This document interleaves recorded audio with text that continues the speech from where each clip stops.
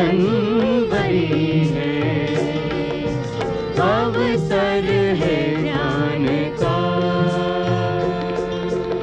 बाबा की याद का दिन, बाबा की याद का दिन, ऊंची उड़ान का 18 जनवरी है, अवसर है ज्ञान का। 18 जनवरी है, अवसर है ज्ञान का।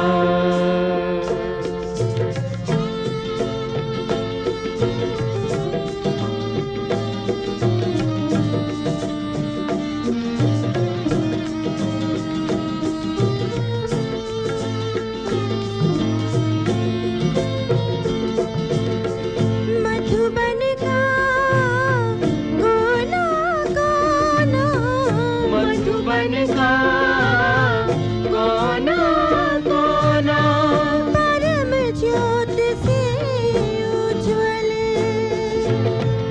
है आत्मा का गहना कैसा, है आत्मा का गहना कैसा। धवल धवल व निर्मल, अवसर है आज न्यारा, अवसर है आज न्यारा, महिमा के गान का 18 जनवरी है, अवसर है ध्यान का। 18 जनवरी है, अवसर है ध्यान का।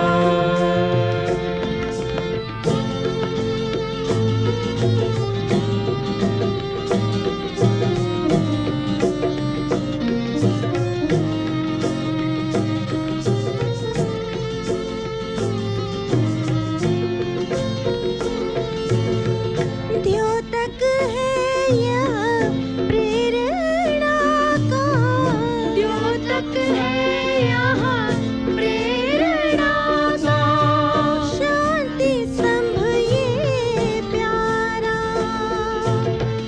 मन में लगन ये तुम्हारी बाबा, मन में लगन तुम्हारी बाबा, है बस ध्यान तुम्हारा, जग में है नाम बाबा, जग में है नाम बाबा, पावन निशान था 18 जनवरी है, अवसर है ध्यान का। 18 जनवरी है, अवसर है ध्यान का।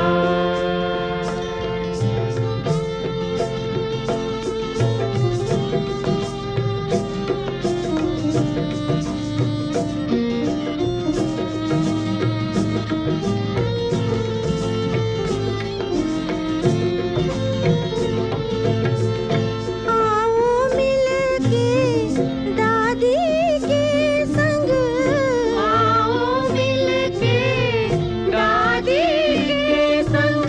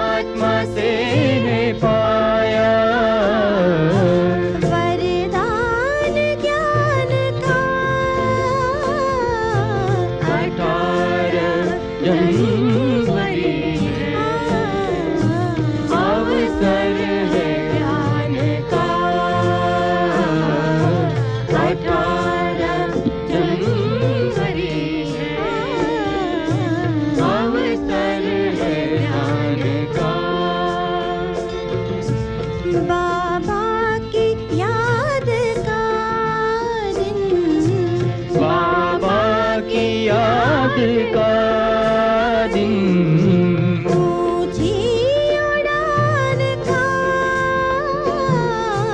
18 जनवरी अवसर है ध्यान का, 18 जनवरी अवसर है ध्यान का।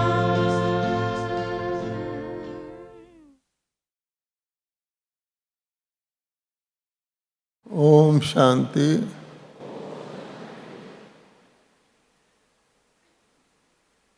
आज तो अति विशेष दिन है, क्योंकि एक तो सतगुरुवार है, दूसरे 18 जनवरी है, ब्रह्मा बाबा के अव्यक्त होने का दिवस है, और तीसरे आज शाम को बाबा से मुलाकात भी है। तो जब इतना शुभ दिन होता है, त्रिवेणी शुभ दिन होता है, तो निराकार बाबा, अव्यक्त बाबा और सारे हमारे पूर्वज ऐसे दिन पर खास तौर पर मधुबन में उपस्थित रहते हैं,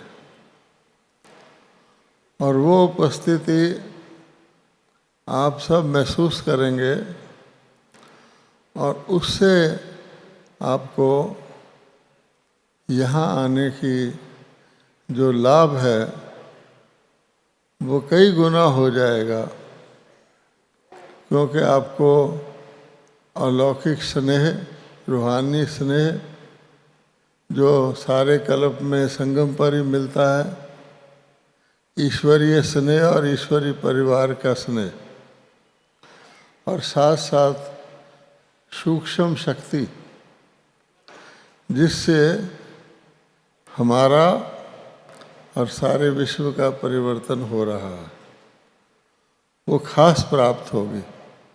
तो जहाँ तीन तीन प्राप्तियाँ हों, उस दिन पर विशेष जो आत्माएं डायमंड हॉल में डायमंड रूप को फाइनल करने के लिए पधारी हैं, उनके भाग्य क्या क्या कहना। तो बाबा क्या कहते हैं, आज बाबा ने 3 प्रकार की वाह भी किया है, हाँ? कि वाह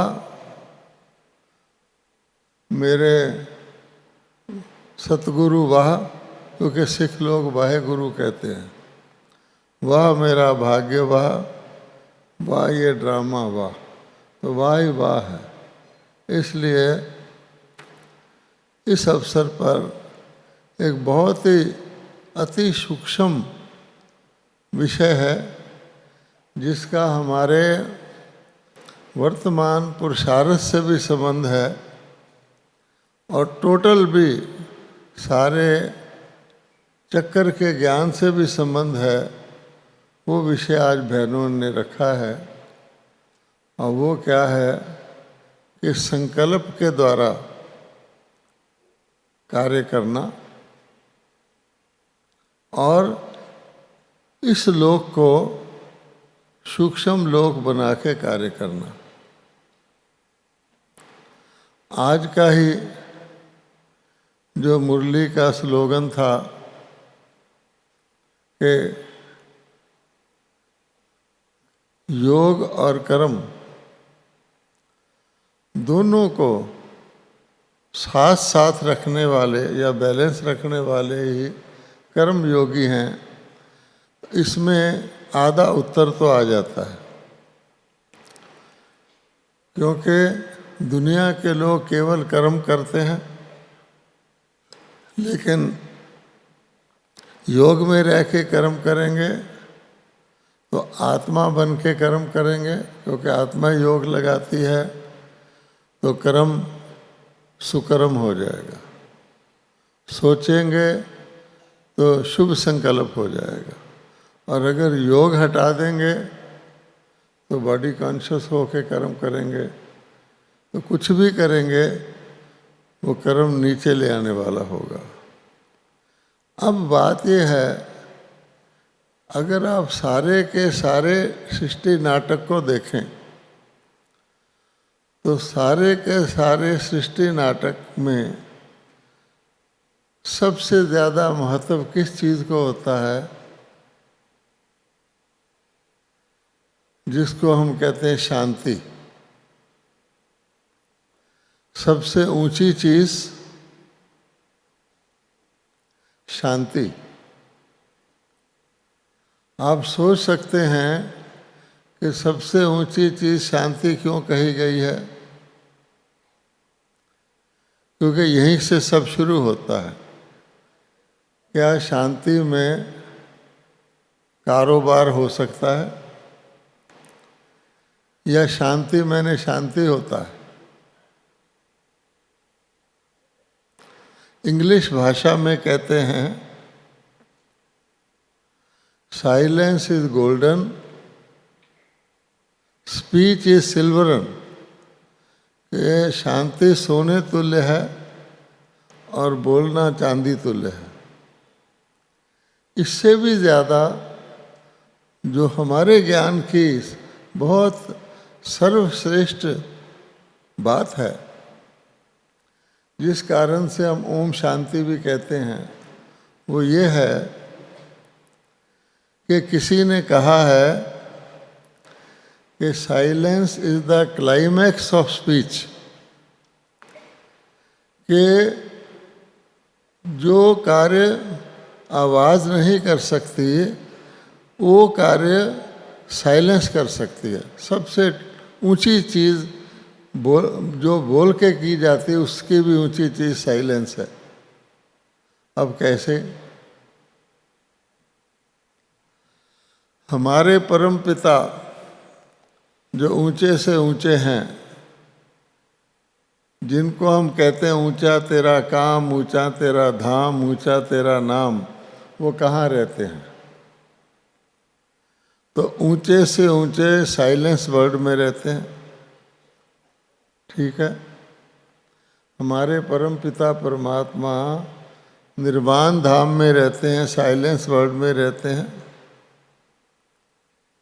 हम कहाँ रहते हैं? जब हम अपनी सबसे ऊंची स्टेज में होते हैं, सारे ड्रामा में सबसे ऊंची स्टेज जिसमें हम कहते हैं हम बिल्कुल परफेक्ट हैं, जिसमें हम नीचे उतर ही नहीं सकते, वो भी हमारा साइलेंस धाम है।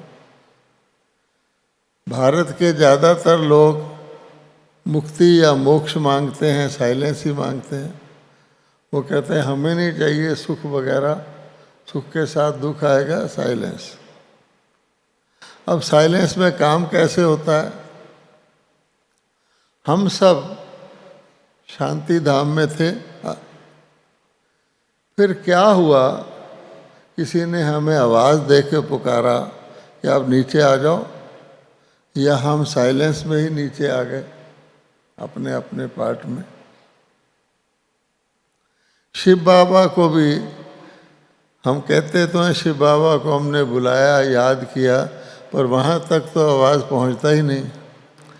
तो शिव बाबा भी साइलेंटली आते हैं, पता भी नहीं लगता किसी को कब शिव बाबा आ गए और कब चले गए।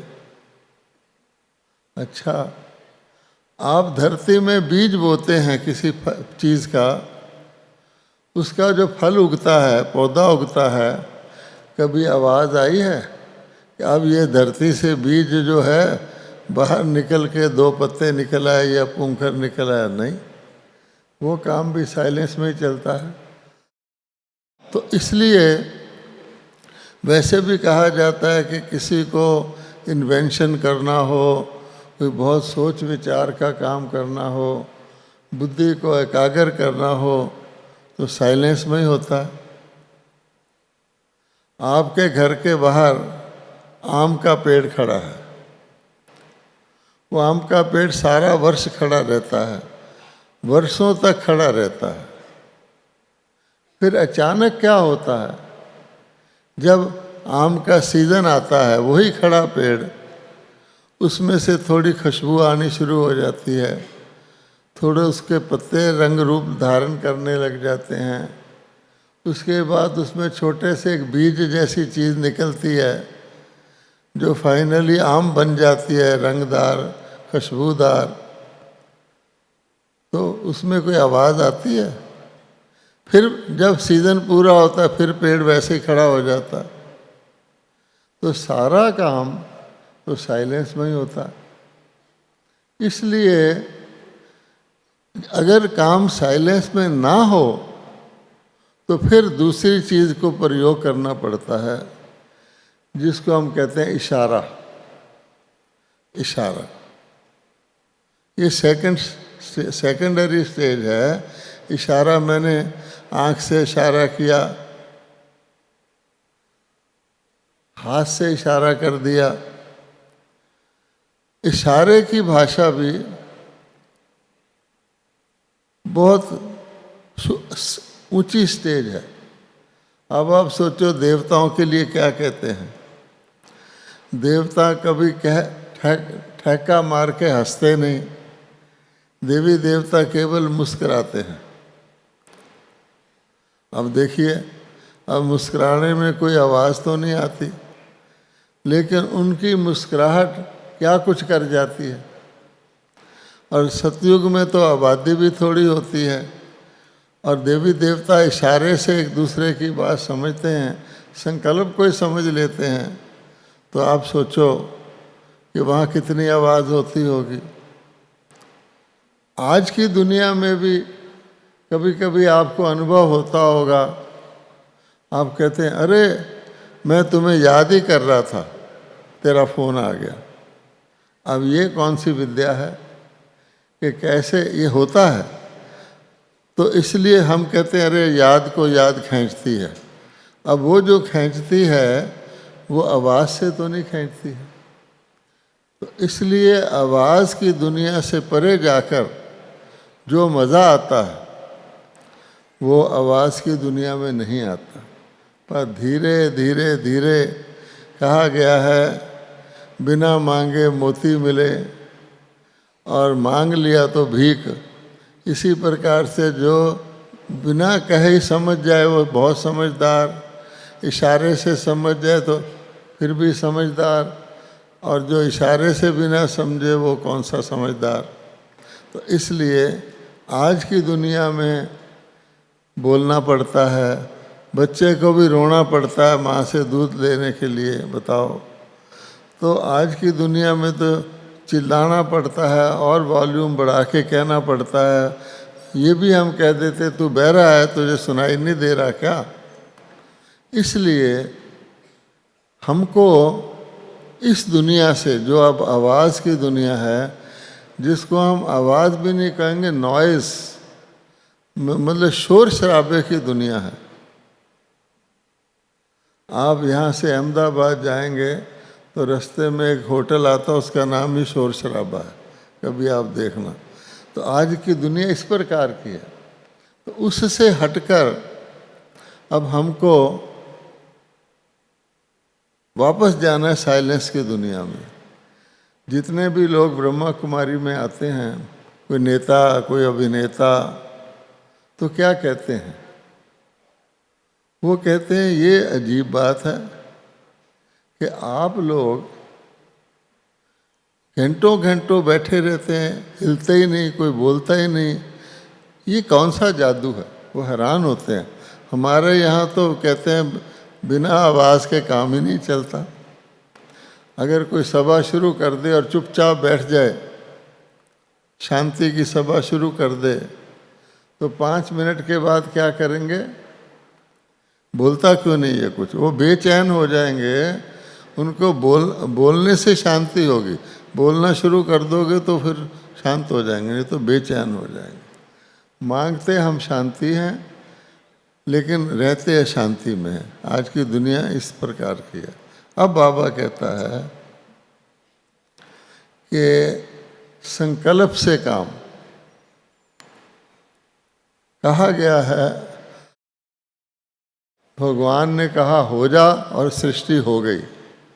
ब्रह्मा जी ने संकल्प रचा और दुनिया रच दी गई।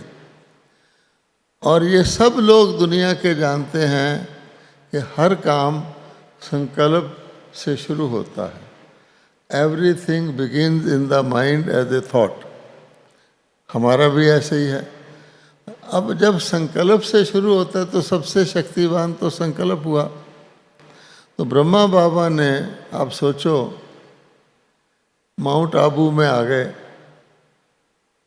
अब ब्रह्मा बाबा ने माउंट आबू में बैठ के कैसा ऐसा जादू किया जो जाके न्यूजीलैंड में सेंटर खुल गया, जहाँ के लोग भाषा भी और वाले हैं। चिल्ली में जाके खुल गया, बहुत दूर का देश है। ग्रीनलैंड में सेंटर खुल गया, जहाँ संकल्प भेजा वहाँ सेंटर खुल गया। तो ये कौन सी शक्ति थी? संकल्प की शक्ति थी। और जो पुराने लोग हैं वो ये जानते हैं कि शुरू में जब बैगरी पार्ट था, जिसको कहा जाता है, भंडारे खाली हो गए थे, तो ब्रह्मा बाबा का निश्चय और ब्रह्मा बाबा की संकल्प शक्ति थी। दोपहर को भोजन बनना है, भोजन बनाने के लिए आटा सब्जी लाने के लिए पैसे नहीं हैं। और 10:30 बजे भोली दादी जाती है, बाबा आज भंडारे में भोजन के लिए कुछ नहीं है। बाबा कहता, बच्ची बाबा का भंडारा चलेगा। और बाबा बैठ जाते थे और 10:30 बजे मनी ऑर्डर आता था। और देखो, मनी ऑर्डर आता था, उससे खरीद कर वो भोजन बनाते थे, संकल्प शक्ति को सिद्ध करने के लिए। तो बाबा कहते हैं कि आपको ये भी पता है, एक बार बाबा ने 1 हफ्ते के लिए कह दिया कि इस यज्ञ में सबको छाछ और ढोडा मिलेगा, और बीमार होगा उसको भी छाछ और ढोडा ही मिलेगा। ये नहीं कि पेशेंट भोजन मिलेगा ना।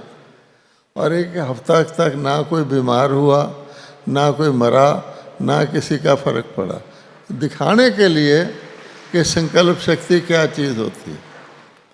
तो ब्रह्मा बाबा, आज की मुरली पढ़ लो, तो बाबा ने क्या कहा, सकाश देने के लिए कहा कि ब्रह्मा बाबा सर्च लाइट देता है, सकाश देता है। और क्या कहा कि जो मेरे बच्चे इतने सेवादारी होते हैं, सब बाबा, सब तेरे समर्पण, संकल्प भी तेरे समर्पण, उनको बाबा कहता है कुछ तकलीफ हो जाए तो बाबा सर्च लाइट देता है, सकाश देता है, दिल से उनका आफरीन करता है। हम सब लोगों का अनुभव है कि अगर बाबा, कहीं आप बाबा की सेवा में गए हुए हैं तो वहाँ आपको कोई तकलीफ़ हो जाए तो कभी नहीं होगी। मुझे एक बार ऑस्ट्रेलिया में जाना था, सारा मेरा प्रोग्राम बना हुआ था, मैं बीमार हो गया। अब बीमार हो गया तो मैंने सोचा कि मैं बीमारी की हालत में वहाँ जाऊँ, उल्टा मैं सेवा करूँ, उसकी बजाय वो मेरी सेवा करें, उनके प्रोग्राम ठप हो जाएं। इससे बेहतर है कि मैं उनको इन्फॉर्म कर दूं कि मैं नहीं आ सकता, कैंसिल कर दूं। ये सोचकर मैं दिल्ली पांडव भवन में लेटा हुआ था, तो एक लंदन के नेवल भाई हैं, नेवल भाई मेरे से मिलने आए। ऐसे ही बोले, ब्रिजमोहन क्या? मैंने बताया ऐसे ऐसे मैं कर रहा हूँ। बोला नहीं नहीं, बिल्कुल नहीं करो, उन लोगों के प्रोग्राम बने होते हैं, हॉल बुक किए होते हैं, बड़ा उम्मीद लगाया होता है, तुम नहीं जाओगे तो सारा काम बिगड़ जाएगा। पर मैंने कहा मैं कैसे जाऊँ, मैं तो बीमार हूँ। उसने कहा बाबा मदद करेगा। तो मैंने उसकी कहने से फैसला कर लिया, चलो मैं चलता हूँ। और मैं आपको फैक्ट बता रहा हूँ कि 10-12 दिन मैं वहाँ रहा, मुझे सिर दर्द जितना भी तकलीफ़ नहीं हुआ। बाबा ने ऐसी शक्ति दी। हाँ, बाकी बाबा ये भी कहते हैं कि दुनिया के तरीके भी आपको छोड़ने नहीं है, क्योंकि आप दुनिया में रहते हो। एक बार ब्रह्मा बाबा ने मुरली चलाई कि बच्चे, तुम्हारे कोई शारीरिक रोग हो जाए, मान लो तुम्हारे कहीं दर्द हो गया घुटने में, तो योग लगा के उसको तुम ठीक कर सकते हो। अच्छा, हम तो माउंट आबू में ही थे, हमने कहा ठीक है। तो मुझे बुखार हो गया, तो मैंने कहा मैं इसको योग से ठीक करता हूँ। खूब योग लगाया, सच्चे दिल से योग लगाया, पर मेरा बुखार बढ़ता गया। इतना बढ़ गया कि मेरा शरीर कांपने लगा।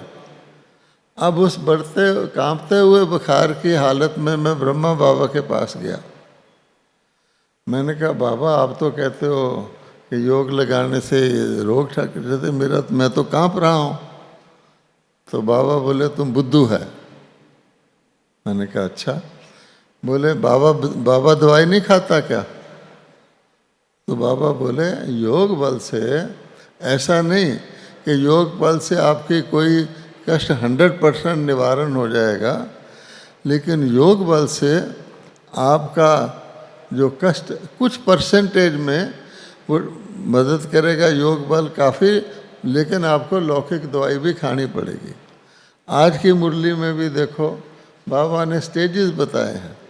एक ऐसी स्टेज है जहाँ सूली से कांटा हो जाए, और एक ऐसी स्टेज है कि कांटा भी ना रहे, भस्म हो जाए, वो है योग बल।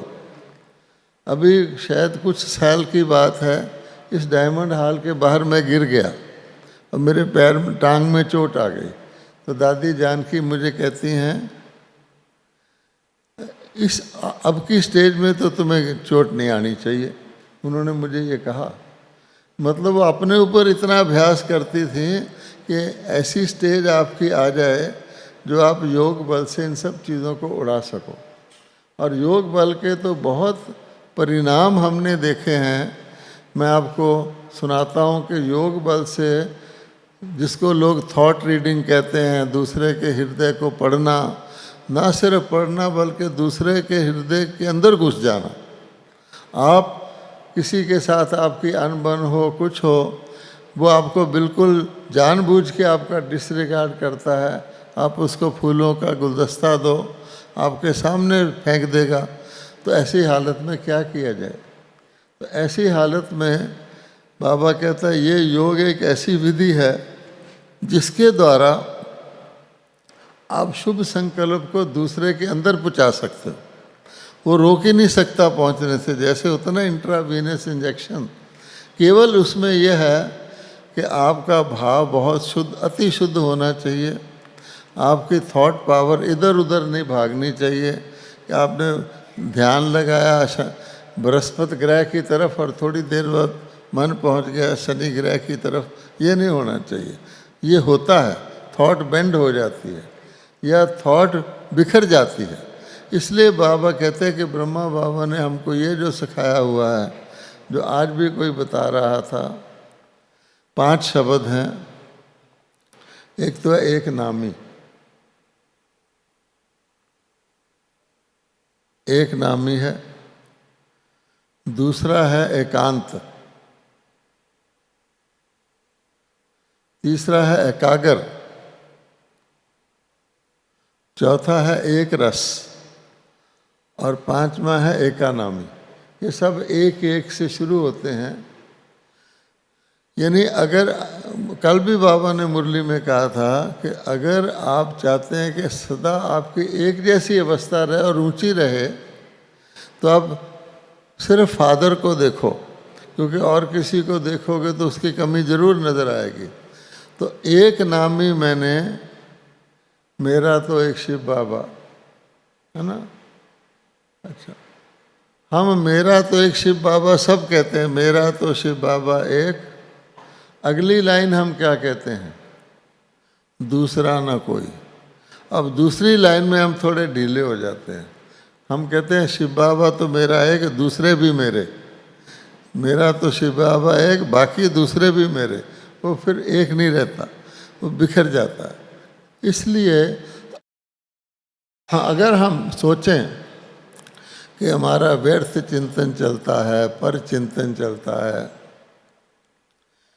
तो कौन सा ऐसा चिंतन है जो इसको ख़त्म कर सकता है? हम कहें व्यर्थ नहीं चले पर ये नहीं हो सकता। तो भगवान ने कहा प्रभु चिंतन करो। जब हम प्रभु चिंतन अर्थात एक की तरफ ध्यान लगाएंगे, उनके गुणों को, उनकी शक्तियों को याद करेंगे, उन्होंने जो हमारे पर एहसान किए हैं, सबसे बड़ा एहसान शिव बाबा ने हम पर क्या किया, जिसके कारण सारे बीके लोग नाचते हैं, वो है हमें पवित्रता का ज्ञान दिया, आत्मा का ज्ञान दिया, पवित्रता का। केवल पवित्रता की धारणा वाले ही अति इंद्रिय सुख की अनुभूति कर सकते हैं, ये आप सब जानते हैं। उसमें इंद्रियों का सवाल ही नहीं है। इसलिए भगवान कहता है उसका शुक्रिया ही हम करें तो दुनिया कहाँ, ये ब्रह्मा कुमार कुमारी शांति में क्यों बैठे रहते हैं, क्या कारण है? कारण तो ये है। इसलिए बाबा कहते हैं कि एक नामी के साथ साथ एकांत। अब एकांत का ये मतलब नहीं है कि हम अकेले जाकर अपने कोठरी में बैठ जाएं, या जैसे मूड खराब होता अपने कमरे में जाके बैठ जाएं। कई लोग सिरहाने में मुंह डाल के रोना शुरू कर देते हैं, वो नहीं।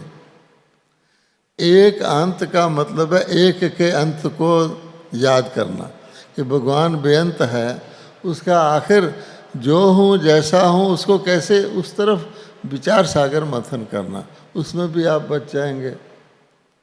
अच्छा, इसी प्रकार से एकाग्र है। आज तो बाबा ने, आपको पता है कि जो लास्ट वर्ड होता है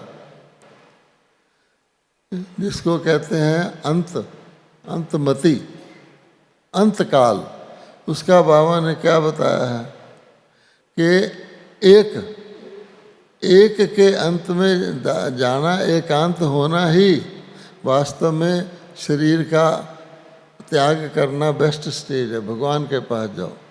इसी प्रकार से एक रस। अब कभी हम ठीक भी हो गए, फिर दोपहर को जाओ हम कुछ और हैं, शाम को जाओ हम कुछ और हैं, तो बाबा कहते हैं मूर्तियाँ तुम्हारी देखो कि मूर्ति में और हमारे में एक ही फ़र्क है। वो चाहे मार्बल की मूर्ति है, वो एक ही मूड में रहती है, मूर्ति सदा मुस्कुराती रहेगी, हैं। और हम क्या होंगे, कभी हम बहुत खुश होंगे, हंस के बात करेंगे, कभी हमारा ध्यान किसी और तरफ, हम कहेंगे जल्दी कर जल्दी कर, तो फिर वो कहेगा ये कैसा व्यक्ति है, मैं तो इससे पेशेंस मांगने आया हूँ।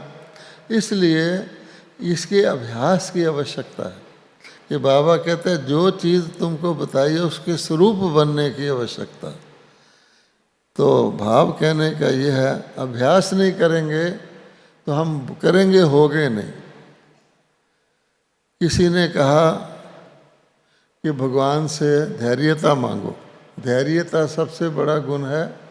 देवता धैर्यता से बोलते हैं, धैर्यता से सोचते हैं।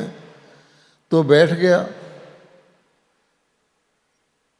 भगवान को याद करने लगा, हे भगवान, इंग्लिश जानता था, कहता oh God give me patience but please hurry up. अब बताओ, तो मतलब क्या निकला कि चाहता कुछ और है, प्राप्ति कुछ और हो रही है।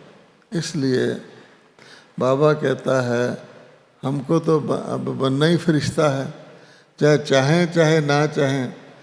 तो फरिश्ता का आसान तरीका कि आप सपना तो आपको सबको आता ही है। अब सपने में क्या होता है, सपने में हमारी बॉडी तो पड़ी है, हमें पता है, पर एक सूक्ष्म सा शरीर हर अनुभव करता है। सपने में आपके पीछे पुलिस लग जाए, आप आगे भागेंगे, कोई करेगा आप छिपेंगे, एक्चुअल अनुभव होता है। अर्थात सूक्ष्म आत्मा को शरीर के द्वारा, सूक्ष्म शरीर के द्वारा होता है, परिस्थिति भी बन जाएगी। इसी प्रकार से यहाँ पर रह करके फरिश्ता रूप का अभ्यास करना एक ही उसका तरीका है कि हम अपने आप को अशरीरी का अभ्यास करें, अशरीरी बनकर शरीर में काम करें। और वो कोई मुश्किल बात नहीं है। एक एक्टर होता है जो सिनेमा का एक्टर, नाटक का एक्टर, उसमें और एक आदमी जो असली होता है उसमें क्या फ़र्क होता है? एक्टर जो होता है उसको कहते हैं तू राजा बन जा, वो राजा बन जाता है। अगले नाटक में कहते हैं तू डॉक्टर बन जा, वो डॉक्टर बन जाता है। तीसरे में कहते हैं तू कैदी बन जा, वो कैदी बन जाता है। अब सोचिए, एक्टर असली कैदी से भी बढ़िया कैदी बनता है, तभी लोग उसको पैसे देके उसको देखने जाते हैं, ताली बजाते हैं। अच्छा, एक्टर को तनख्वाह वही मिलेगा चाहे वो राजा बन जाए, चाहे वो कैदी बन जाए, चाहे वो डॉक्टर बन जाए। फ़र्क नहीं होगा कि राजा है तो ज़्यादा तनख्वाह मिलेगी, उसको ताली भी उतनी बजेगी जितना उसने अच्छा एक्टिंग किया है। ये नहीं कि राजा की ताली ज़्यादा बज जाएगी, कैदी की ताली कम बनेगी। क्यों? वो अंदर से जानता है कि मैं एक्टर हूँ, मैं ये नहीं हूँ। हम भी अगर सचमुच मानने लग जाएं मैं तो फलाना हूँ, मैं तो फलानी हूँ, मेरे 4 बच्चे हैं, मेरी इतनी तनख्वाह है, मैं चबारे में रहता हूँ, तो फिर वो गया। अगर वो सोचे कि मैं तो आत्मा हूँ, इस जन्म में मुझे ये सीन मिला है, कोई बात नहीं, मैं एक्टर होके बजाऊँ, तो आपको बाबा कहता है शक्ति भी उतनी रहेगी, खुशी भी उतनी रहेगी, आप प्रसन्न भी उतने रहेंगे। केवल मैं नहीं लाना। अगर आपने कह दिया मैं कैदी या मैं फलाना, तो गए। इसलिए इसको कहते हैं, जो बाबा ने 3 शब्द लास्ट में दिए थे कि निराकारी परम धाम में, इस लोक में निरहंकारी और बीच वाले लोक में निर्विकारी। इसका हम अभ्यास करेंगे तो डेफिनेटली जो बाबा, इसमें अभ्यास की बहुत आवश्यकता है। आपका पक्का आपको अनुभव होगा, किसी जगह भी आप पड़े हों, किसी परिस्थिति में भी हो, तो आप एक रस, एक की याद में रह करके सदा प्रसन्न रह सकते हैं। ओम शांति।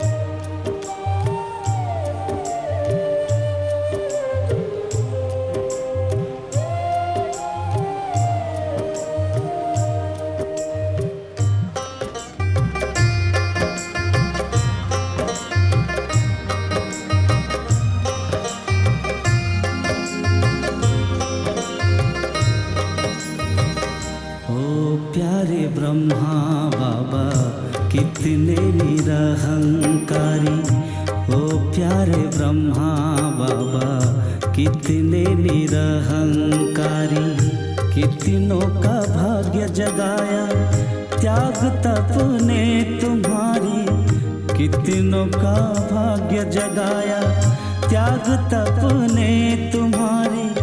भूल नहीं पाएंगे पालना साकार की, भूल नहीं पाएंगे पालना साकार की। आज भी भर रहे हैं झोली तेरे प्यार की, ओ प्यारे ब्रह्मा बाबा कितने निरहंकारी। ओ प्यारे ब्रह्मा बाबा कितने निरहंकारी।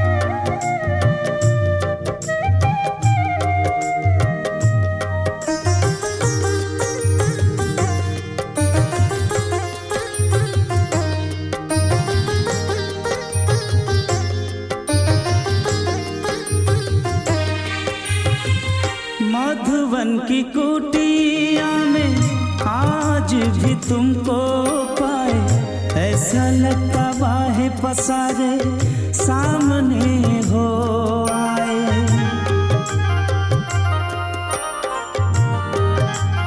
हो भागीरथ वन बाबा ज्ञान गंगा बहाया, अपने ही कर्मों द्वारा जग को स्वर्ग बनाया। आंखें भर आती सोच तेरे एहसान की, आंखें भर आती सोच तेरे एहसान की। आज भी भर रहे हैं झोली तेरे प्यार की। ओ प्यारे ब्रह्मा बाबा कितने निरहंकारी, ओ प्यारे ब्रह्मा बाबा कितने निरहंकारी।